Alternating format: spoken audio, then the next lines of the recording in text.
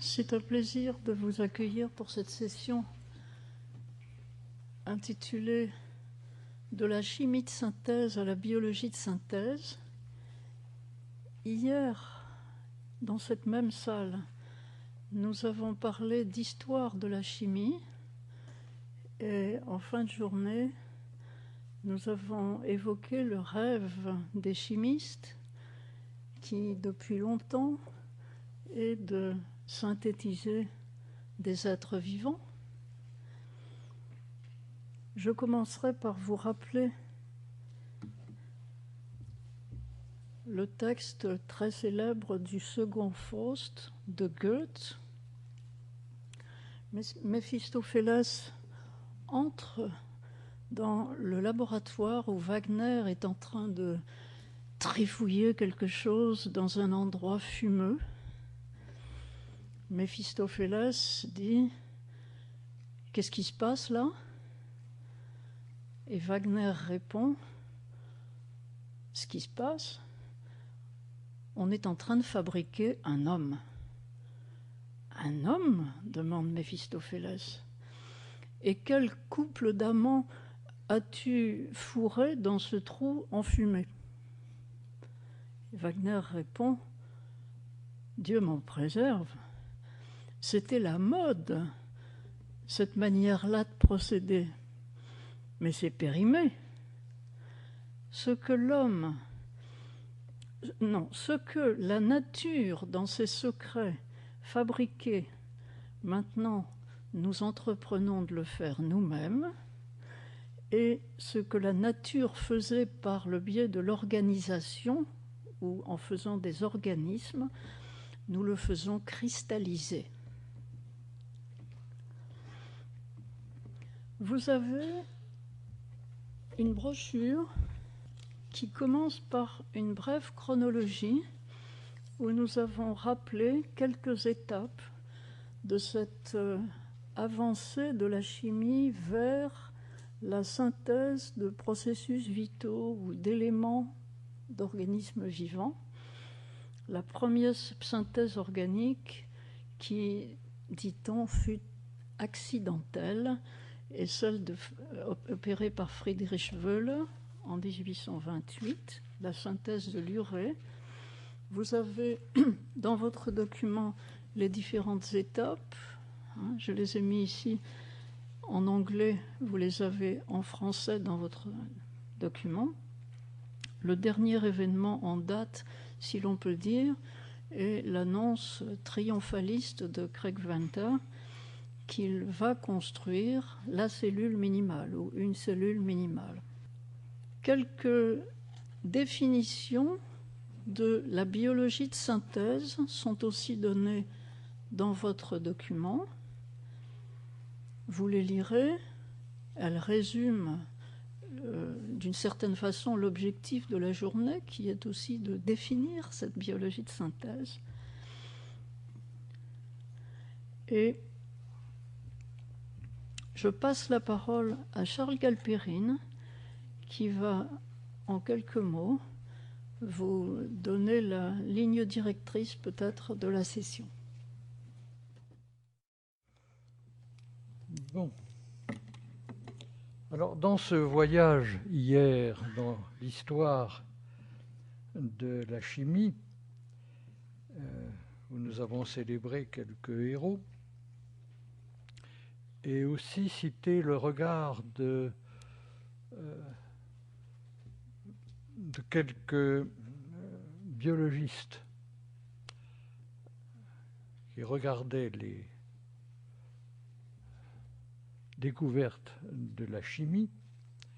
Parmi un de ces héros, nous n'avons pas manqué d'examiner l'œuvre et la carrière, juste la gloire, de Marcellin Berthelot, en raison de ses écrits, de son ouvrage sur la chimie organique fondée sur la synthèse chimique de 1860, et d'un ouvrage qui a été très répandu, qu'il a écrit pour les étudiants, qui était distribué et qui est donné comme un livre de distribution de prix à partir des années 1875, c'est-à-dire la synthèse chimique. Bernadette Binceau de Vincent avait procédé à un examen critique de son œuvre proprement scientifique et s'était interrogée sur l'étonnante fortune de ses écrits.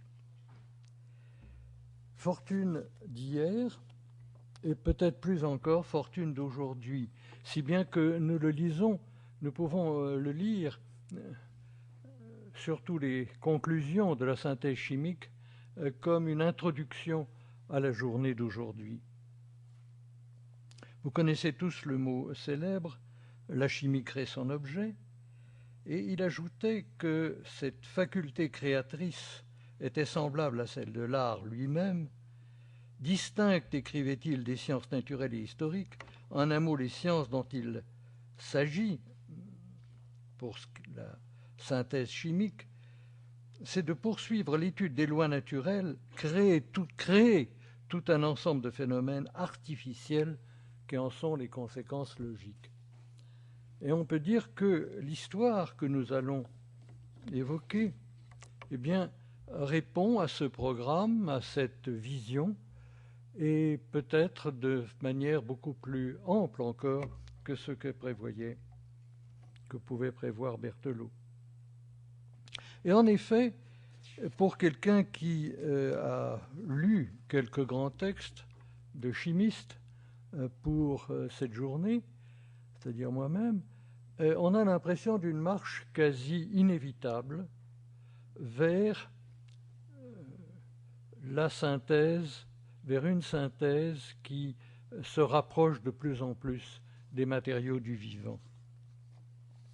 Voyons les quelques étapes sans ordre chronologique et très rapidement, puisque nous les évoquerons tout à l'heure.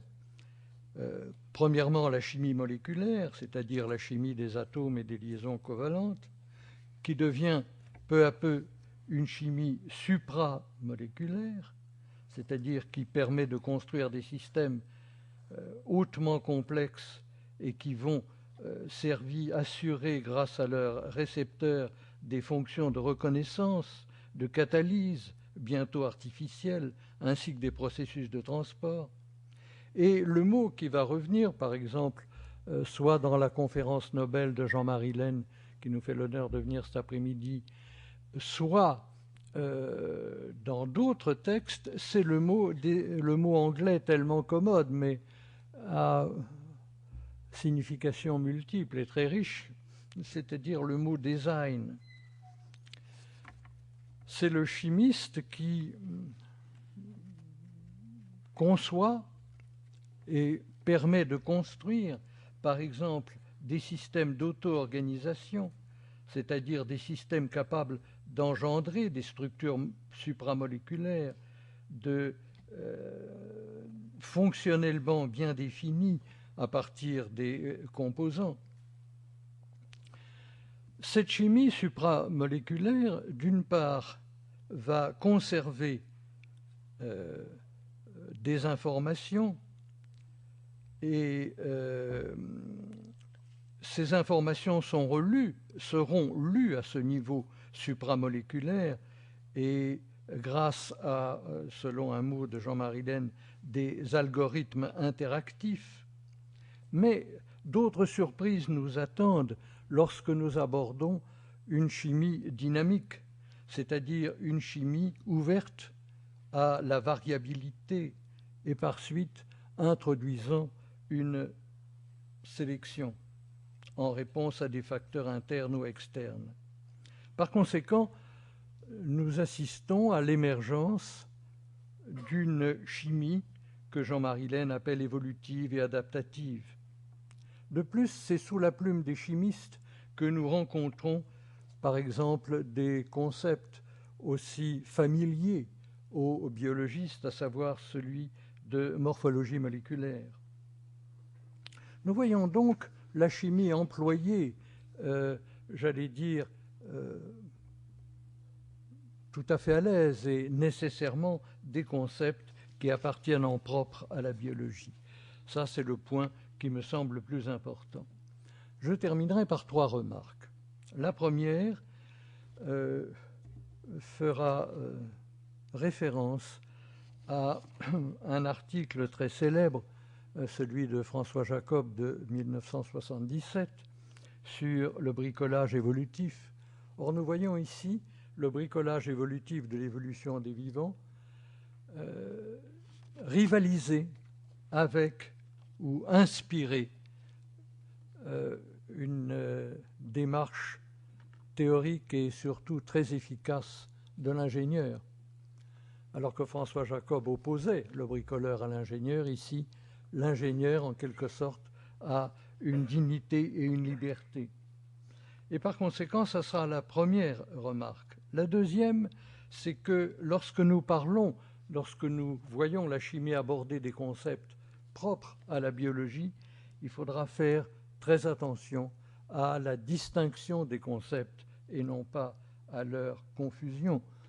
Pour le dire en un mot, la sélection des systèmes chimiques n'est pas la sélection naturelle.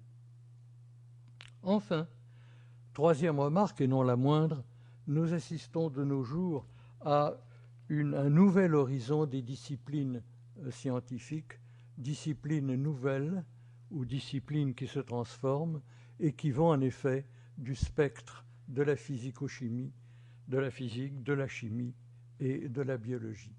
Eh bien, les acteurs, nous les avons dans cette salle et je pense que la pièce peut commencer. Eh bien, merci beaucoup Anne pour m'avoir invité à cette passionnante conférence. Je veux également saluer Charles qui vient de nous donner un aperçu d'ensemble de la problématique qui va être discutée aujourd'hui. Également Jacques Livage qui, je le comprends, a fait hier un historique d'ensemble sur la chimie. On vient en quelque sorte de rappeler l'évolution des idées et des techniques qui ont prévalu depuis le XIXe siècle. C'était figuré sur la première diapositive dans le domaine de la synthèse chimique et leurs répercussions directes ou indirectes sur les concepts qui sont propres aux vivants. Cela depuis Wöhler avec la synthèse de l'acide oxalique et de l'urée et de Berthelot, comme cela vient d'être dit, jusqu'au tournant de ce siècle avec beaucoup de choses.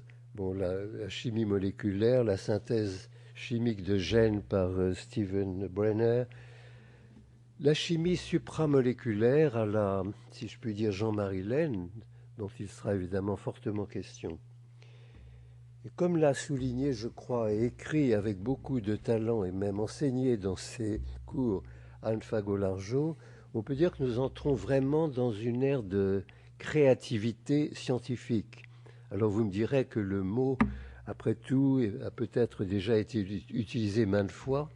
Les scientifiques ont tous, bien sûr, et ils ont raison, le sentiment de créer, mais là nous créons littéralement au sens du terme, au sens précis du terme, en ce sens qu'il s'agit donc de façonner des structures qui se reconnaissent par une sorte de stéréochimie complémentaire, mais aussi des systèmes qui ont des propriétés très voisines du vivant, avec l'espoir d'ailleurs sinon de reproduire le vivant tel qu'il est, peut-être de reproduire des objets vivants qui aient des propriétés physiologiques, dirais-je entre guillemets, voisines du vivant, pour autant peut-être légèrement différentes. Et là, nous touchons d'ailleurs à l'ingénierie biologique.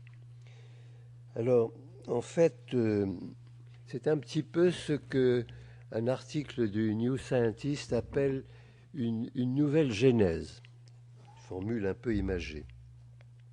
Alors, ça va de l'ingénierie génomique aussi à la Craig Venter, où l'on remplace un génome par un autre et on regarde un petit peu ce qui se passe au niveau des bactéries ainsi formées, à la confection d'assemblages moléculaires, comme je viens de le dire, qui sont capables d'autoreplication et même d'évolution, tels que l'ont tenté plusieurs groupes, Lincoln et Joyce, George Church et Anthony Foster, ou encore au Japon, Tetsuma Yomo. Alors, du même coup, à travers ces tentatives au sens strict du terme, on voit que prennent un nouvel essor et sont examinées sous un angle nouveau. Les théories sur l'origine abiotique de la vie, les conceptions relatives à l'évolution darwinienne, mais aussi on voit se créer une nouvelle ingénierie biologique, je dirais presque une nouvelle biotechnologie de synthèse, celle de la catalyse, dont il va être question. Par ailleurs, se développe aussi, bien que ce soit évidemment, peut-être, ça provienne d'une animation intellectuelle un peu distincte, une recherche des formes discrètes, des formes cachées de la vie, ce que les Anglais appellent shadow life, qui doivent exister peut-être dans des circonstances tout à fait exceptionnelles de l'environnement, dans les profondeurs des océans ou dans des endroits où l'on trouve généralement les extrémophiles. Si je dis tout cela, c'est parce que cela sera évoqué tout au cours de cette journée.